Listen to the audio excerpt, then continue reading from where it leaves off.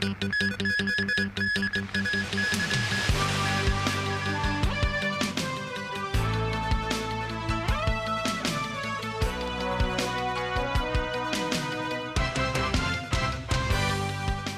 evening and welcome to TVB News. The National Security Police today announced arrest warrants for 5 more fugitives and issued a bounty of $1 million on each of them. Mimo Singai has more.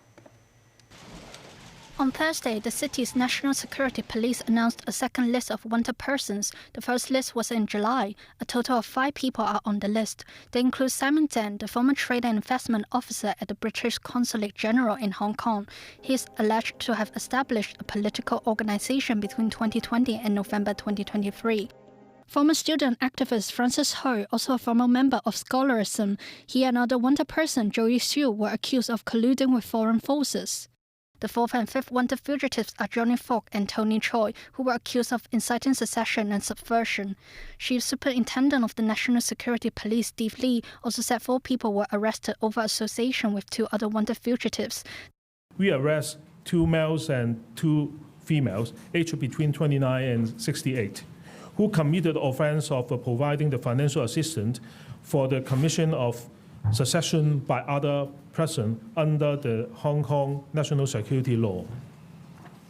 Investigation revealed that the 4 arrested persons had subsidized 2 wanted persons, namely Ted Hui Zifeng, Nathan Law, Gun Chung. Both appear on the wanted list announced in this July through online crowdfunding platform, and the amount involved ranging from 10,000 Hong Kong dollar to 120,000 Hong Kong dollar. The police urged residents not to maintain association with any of the fugitives. Mimo 9, TVB News.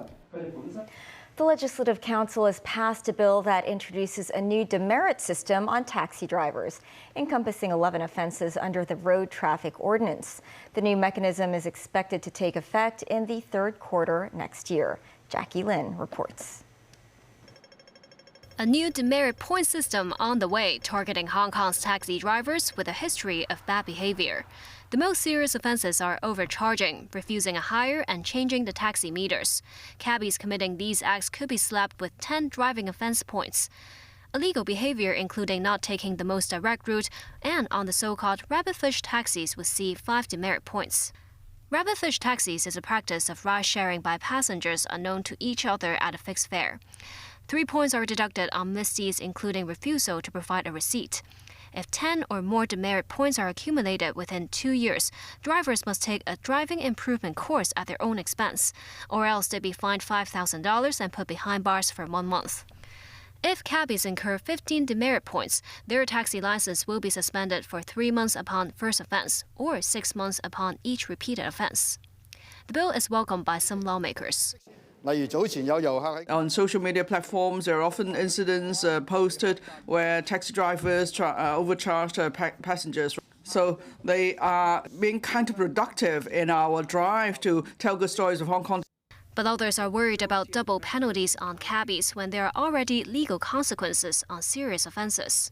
The law-abiding taxi drivers would like to single out the black sheep of the taxi industry as well, but can just review the sentence for serious cases to step up deterrence instead of amending the legislation. It is also peculiar that the prosecution never asked the courts to pass harsher penalties. Serious offenses. The bill was eventually passed at the Legislative Council and is set to take effect after 9 months. In Beijing and Japan, surveillance cameras are installed in taxis to protect the safety of drivers and passengers. When asked if Hong Kong will consider similar mandates, Secretary for Transport and Logistics Lam Sai-hung said such legislation involves more complexity and the industry will be consulted before a proposal is made. Jackie Lin, TVB News. The U.S. Central Bank has kept its key interest rate unchanged for a 3rd straight time. Federal Reserve officials signaled that they expect to make 3/4-point cuts to their benchmark rate next year.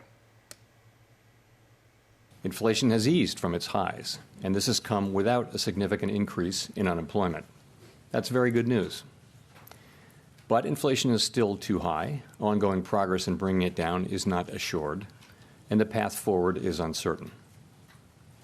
As we look ahead to next year, I want to assure the American people that we're fully committed to returning inflation to our 2% goal. Powell said rate hikes are likely done after the fastest increases in 4 decades. He said the U.S. Central Bank recognizes that keeping rates high for too long and waiting too long to cut them could endanger the economy. Dozens of pro-Palestinian protesters shut down a major freeway in downtown Los Angeles as they called for a ceasefire in Gaza. The protesters descended on the freeway at around 9 a.m. They got out of their cars forming a human chain, shutting down the freeway for about an hour. Aerial footage showed traffic on the southbound lane of the 110 freeway backed up for miles. They shouted, "Ceasefire now," and shut it down. Angry motorists argued and scuffled with protesters. 75 people were detained by police. European Union leaders are heading into a high-stakes summit on Ukraine today. Hungarian Prime Minister Viktor Orban has so far blocked both the start of EU membership talks and 50 billion euros in financial aid for Kyiv. The summit comes at a crucial time in Ukraine's war against Russia's invasion after a counteroffensive failed to make major gains. If EU leaders give the green light to membership talks and the 4-year financial package, Kyiv will be able to claim a geopolitical victory. Failure to agree would likely be greeted by Moscow as a sign of faltering Western support for Ukraine. All of the EU's 27 national leaders, except Orban, have backed the start of accession talks. Such a decision requires unanimity.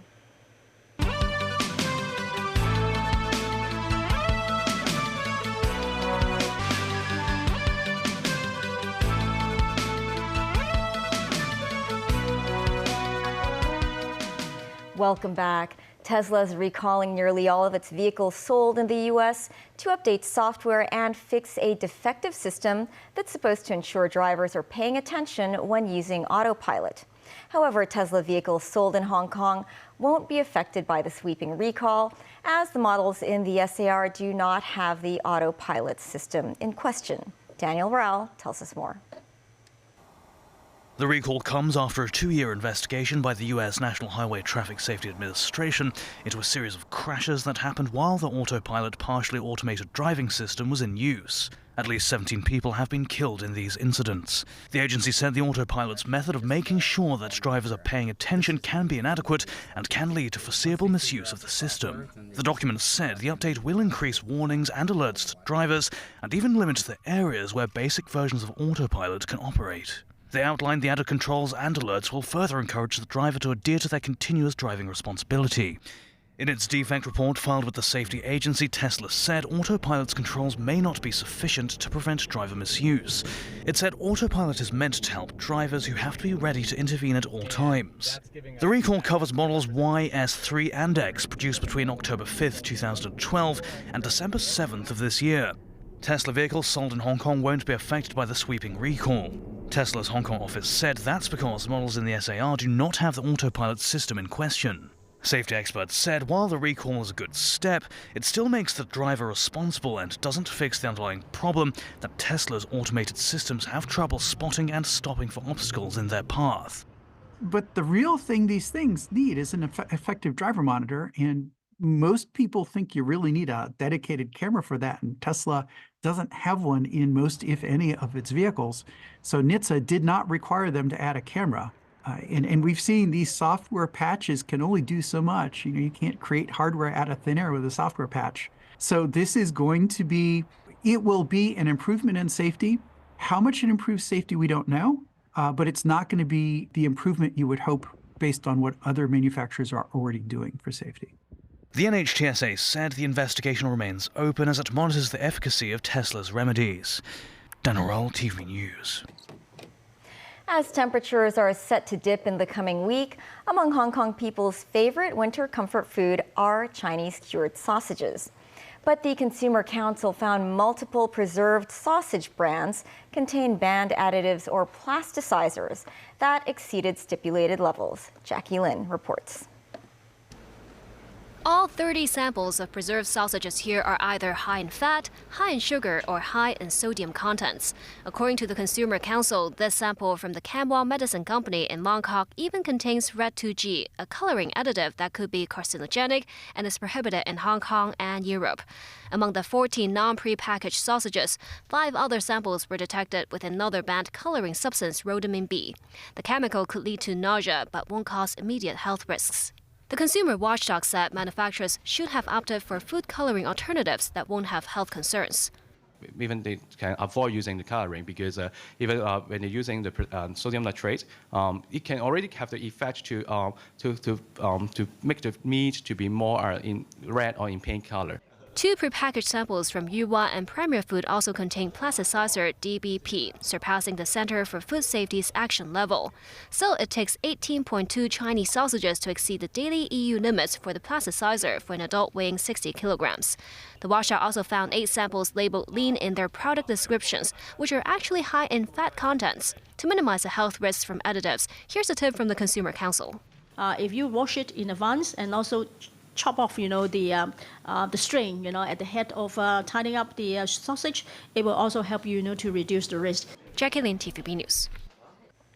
The Office of the Ombudsman has criticized the Food and Environmental Hygiene Department for not having adequate regulation over vending machines in the city. In Hong Kong, hot and cold food vending machines can be found around town. People must apply for a permit from the Food and Environmental Hygiene Department, or FEHD, before putting a vending machine into operation. However, the Office of the Ombudsman found that some machine operators have not complied with the licensing requirements. For instance, the food is not stored at the right temperature, and the operators fail to regularly clean the inside of the machines.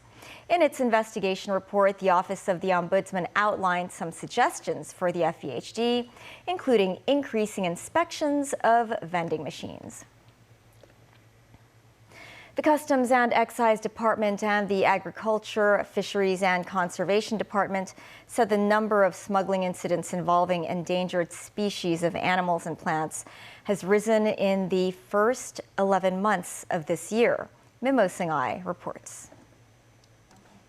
In a joint conference on Thursday, authorities from the 2 departments said 379 smuggling cases of endangered species in Hong Kong have been detected as of November this year, with over 200 people being arrested in connection with them. The authorities said there was a notable rise in smuggling cases, about 67% more than 2022. The seized items, which have an estimated value of nearly $80 million, include live turtles, American ginseng, and dry sea cucumbers. Meanwhile, the amended Protection of Endangered Species of Animals and Plants Ordinance will take effect on Friday. Under the amendment, individuals who wish to import or export regulated items such as shark fins and rosewood, a flowering plant that is used in traditional medicine, must present a permit. Jenny Lau, an AFCD Endangered Species Protection Officer, said the public need to be careful about not bringing regulated items, which require a license, with them when they travel aboard. Customs Divisional Commander Lau Zhanji also reiterated the importance of checking whether an item belongs to an endangered species category before buying it. Ms. 9, TVB News. The Secretary for Justice has proposed turning the old Wan Chai police station into the headquarters of the International Organization for Mediation. Also known as the No. 2 Police Station, the 4-story building has witnessed the city's history, including the Japanese occupation of Hong Kong in 1941. The Wan Chai Police Station was moved to Arsenal Street in 2010. Since then, various proposals have been made as to what the old station could become. They included turning it into a hotel. The Antiquities Advisory Board is deliberating the proposal's impact on the structures of the historical building. That is the news. Thanks for watching. Bye for now.